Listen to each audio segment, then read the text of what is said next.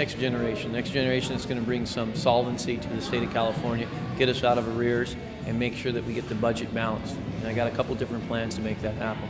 Number one, and the first priority is to get these unfunded bond measures off of the ballot unless they have a funding source attached to them. So when we vote, we know what we're voting for. So what's happening right now in the state of California is when we vote for something, we don't know that we're voting to cut our emergency services or close a school.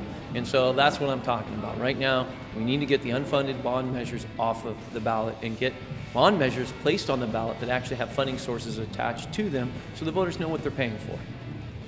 The reason I'm the next politician is because we're going to bring the Republicans and the Democrats back together again because they don't have enough money to get their job done. And again, it goes back to that same issue. It's one thing that both Republicans and Democrats can agree to. These unfunded bond measures are killing us. The fact that we do not have a good source of money to pay our bills, and that's why we need to implement an oil severance tax. Our time has come. Oklahoma, Texas, Alaska, they all have one, but California doesn't. That right now would generate $4.6 billion and help us pay down that deficit. And I hear it's $10 billion deficit, $26 billion deficit. Trying to track down the state government's actual figure on what the deficit number is like trying to take Jell-O and nail it to a tree. So what I'm looking at right now is trying to figure out what's going on in the state of California, and I want to make sure, as your elected representative, that we get the state out of debt. And I've got some ideas to get it done. That's why you need to elect me, because this generation of politicians is going to get the job done. If you look at the state of California in the United States, we had about 18,000 people die, okay, because they didn't have access to affordable health care. That's ridiculous. We're one of the richest nations on the face of the planet, and we're letting our citizens die because they don't have good access to affordable health care. We let something like an atypical cancer cell that could be caught and treated at its infancy and removed in a outpatient operation turn into full-blown cancer. That's ridiculous. And we're the richest nation on this planet. Why can't we get our citizens access to affordable health care? It just has to happen. Our time has come, and we need to make it happen now. We need to stop letting our citizens die on the street because they don't have access to health care. And it would also make good fiscal sense. It would save us about $12 billion. It's a lot cheaper to cover somebody in a office where it's an outpatient visit than it is when it's a chronic condition in the emergency room. You're looking at $3,500 to take somebody in an emergency room. So that's one of the things I'm looking at is it makes good fiscal sense. It saved Californians about $12 billion in 2014 if it had been implemented, if SB 810 had passed. So that's one reason why. The second reason why, we've got this public rate initiative that's going to be on the ballot this year. And if we get that passed, it'll help us control excessive tax rates increases. So right now, a health insurance company can raise the rates up, as much as they want, 20–30%, and so they can make money for their health insurance companies, because for their state shareholders. So what we can do is, by passing this initiative, the insurance commissioner can say, hey, wait a minute, you know what? Let's do something here. I don't know why. You got to justify why you're raising those health insurance rates, why you're dropping these people because they have a pre-existing condition. Okay, that's one of the things that has to happen in the state of California. We have to have access to affordable health care, and we need to manage it.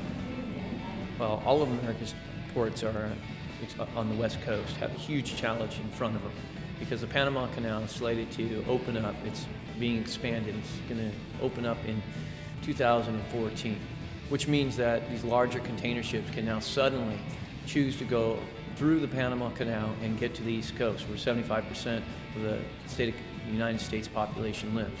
But what we got to look at right now is how are we going to help maintain our competitive edge here in San Pedro by making sure that the shipping lines that are using our port to deliver their product have a much better reliability record.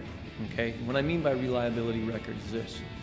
If China Shipping wants to send a container to its destination, when they use our port, they have like a 69% reliability. Okay? That's not very good. And that's because of a series of bottlenecks that have occurred throughout the Los Angeles area. So what we need to do, and what I want to do as your next state senator, is make sure that we study this and make sure that any bottlenecks that are occurring are reduced so that we can become more efficient, so that shipping lines will choose our port and use this port instead of using Halifax or Houston in order to deliver their goods. So how do we do that? Number one of the bottlenecks that occurs on the 405 is because the train doesn't go to the airport. We allow the taxi lobby and the super shuttle lobby to stop the train from going to the airport. All we have to do now is put that up back on the table, build the train so it goes to the airport, say, you know what, we don't care. You're not going to put your interest over the interest of making sure that we have an efficient transportation system. That's going to help our port. We're all interconnected. Every single corridor in which a trucker delivers the containers to its destination is a corridor that needs to run efficiently and smoothly. As your next state senator, I will write legislation that adequately funds all of these corridor improvement agencies, okay, projects, what I meant to say. All right, so that's the reason why, one of the reasons I'm running. I want to make sure that we are one of the most reliable ports in the United States, so we can maintain our competitive edge here in San Pedro and in Long Beach. And I think that the port's doing a great job right now with the Harry Bridges Park opening up. I use it to coach soccer with my child in the evening. It's great. I'm just so excited and enthusiastic about all the improvements that we've made on the waterfront, and can't wait to see the shops open up. And again, as your next state senator, I will make sure that it is adequately funded and that we have people who are, on board to make sure this happens. Okay, right now we've got 9,000 teachers that just got laid off. My plan in education, what my plan to do, or what I plan on doing, is making sure that teachers aren't losing their jobs because there's not adequate funding for them. What's happening in the state of California is we're getting less money from the feds. And so even if we fund education at the same level as we did the year prior, we're going to be underfunded because we're not getting as much money. We're not getting our fair share from the federal government. Not as much money to go around. How are we going to fix that problem? Number one, we need to have more money to spend.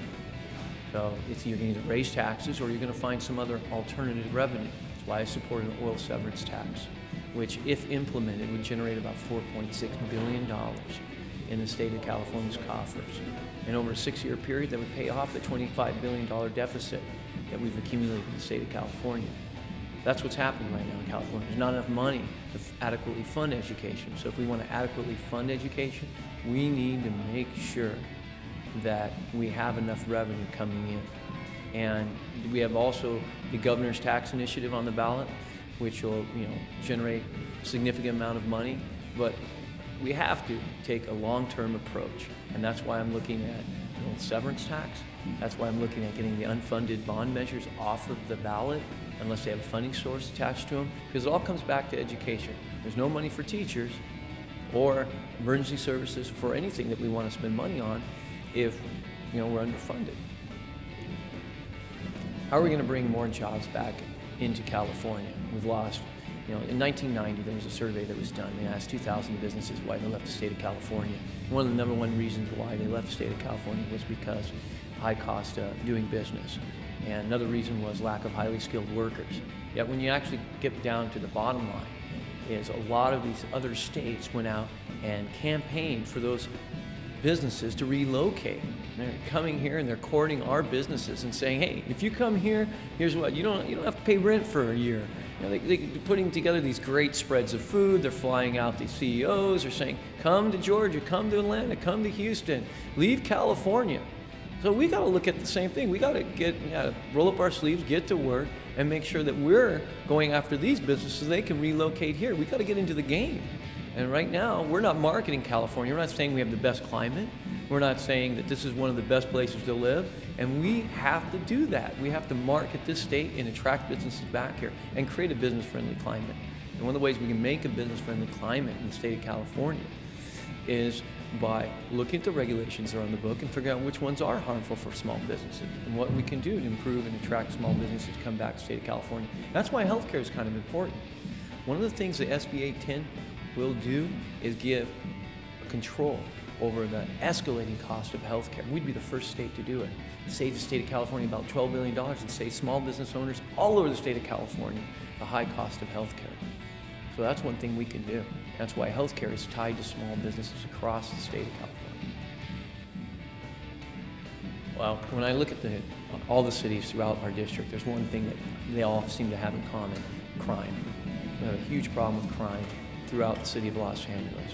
As your next state senator, I'm going to support legislation that is a proactive approach to law enforcement. I think we need to go back in time, actually. We need police walking the beats. We need police so that they know the community members, they know the students. They need to get out and, embrace the community, and so they become part of the community. Right now, it's all reactive law enforcement, and I feel very strongly that I want to make sure we hire more police so they can get out there and actually police the community in a proactive way, where they actually know the neighbors, they know the kids that are walking down the street. And that's one thing that's affecting all the communities. We just saw in the Wilmington area a number of homicides, and it's affecting my students dramatically.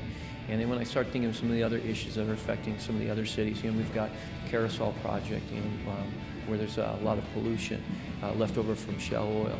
And the ground is polluted. They took the tanks, and there's oil that's seeping up to the surface, and it's causing a lot of health issues in the Wilmington area and in the Carson area. So when I start looking across the board, all the cities within the 35th State Senate District, there's a lot of things we need to do in order to help them all. Number one on their list should be dealing with the problems in crime, the pollution, environmental degradation, and it's all things that we all share in common. I happen to live in the zone of death here in San Pedro, high pocket of air pollution, simply because the container ships don't want to plug in. If they plugged in, then we would really be able to cut down on the amount of air pollution and particulates in the air, because the diesel engines on the container ships would be running all the time. And that also has an effect on Wilmington, because that pollution from the container ships goes straight and blows right over the Wilmington area, and that's why they have some of the highest asthmatic rates and the diseases that are airborne.